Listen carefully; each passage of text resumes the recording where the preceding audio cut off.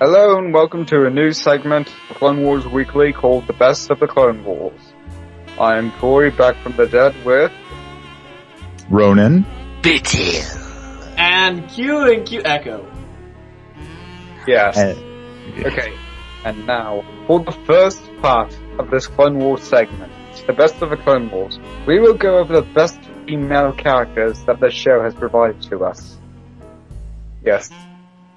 The most perverse thing you'll ever hear us talk about. No, it's a legitimately cool topic because there's been many strong female characters produced in this show, and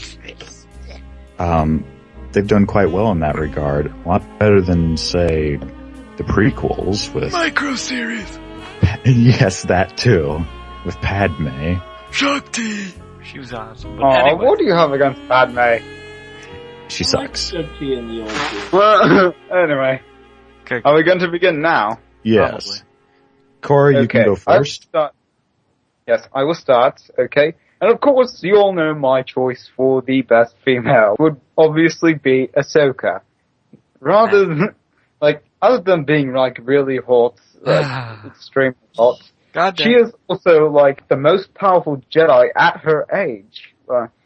She's already 16 years old, and yet she has mastered feats of the Force that, only Jedi Masters can achieve. She learned how to use mind tricks, she learned how to move heavy objects. Also, she's a great fighter. I think she's even better than her own master at lightsaber dueling. Plus, she wields two different lightsabers. One of them's a regular lightsaber, and another one's, the shorter Shoto lightsaber, and oh my god, she does great at wielding them. Yes. I think Corey's drooling over there. Oh, sweet Jesus. I really am. She has to be, the best, character in Star Wars, in my opinion. Ronan, you should have chosen Ahsoka to talk about. And also, she's the first alien character to become a main character in Star Wars. That's we don't count Yoda or Chewbacca. We count Ahsoka. Hey, I agree with you there. Or Chewie.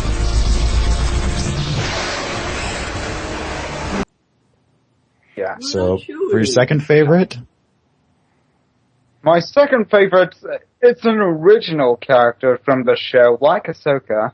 It is Lance Razzie, the bounty hunter, who is part of Boba Fett's team. Yeah, she is, a really hot purple lady, and she has a really interesting weapon, the boa thing that's kind of scaly.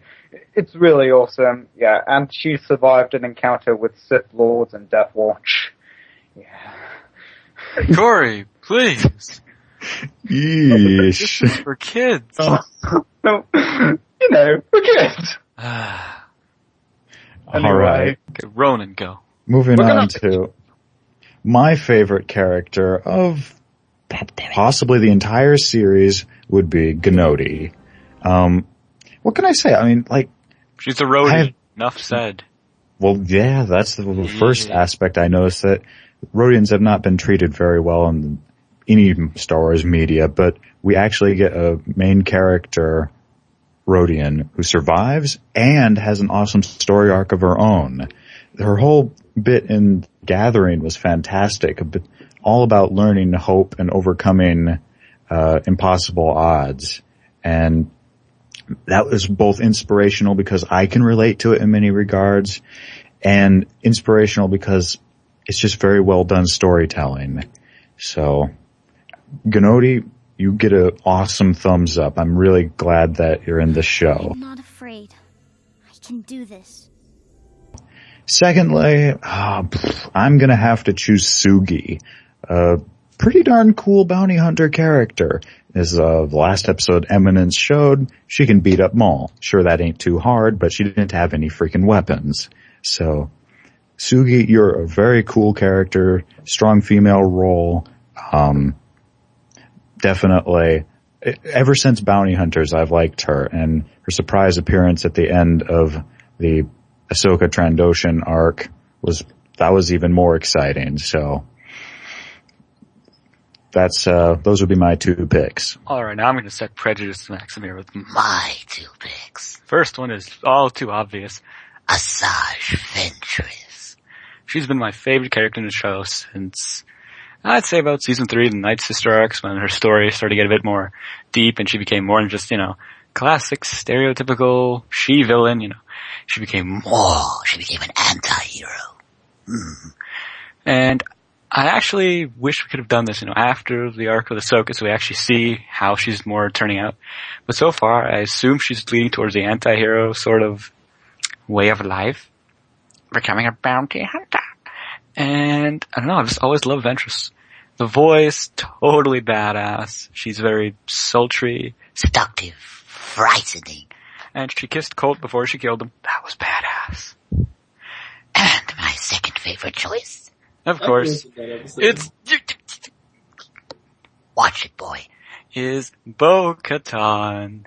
Corey, you're gonna love this. So, Bo-Katan. I loved her from the minute I saw her. I do it depends on take a, Mandalorian, but I do take a liking to them. Certain Mandalorians. And she's the first female Mandalorian we've seen in the show.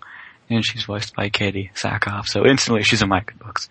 And then season 5, we're starting to see a bit more of her, she's starting to do a bit more than she had done in that episode in season 4, which doesn't exist. Anyways, so then, she's actually pretty badass, she's a redhead, has a night owl outfit, she's got her little she friends flying behind her there. That was badass. And you facepalmed, I heard that. And yes, I did. And I don't know, she's just going to do much more in season 5. I can tell she's probably going to help Obi-Wan, kick Maul's ass a few times. It's going to be awesome. Christosis. Your turn, Quentin. Dang it. I had to say Christosis. Of course you did. So, my turn? Yes, your turn. I'm gonna have to pick Shakti! Because she was in the episode. She was, it starts from a long history of things. She was one of my favorite characters in a lot of things, like The Force Unleashed, the original Clone Wars series, and this Clone Wars series. A lot of my reasonings come from the fact that, her fighting style, but, I don't know.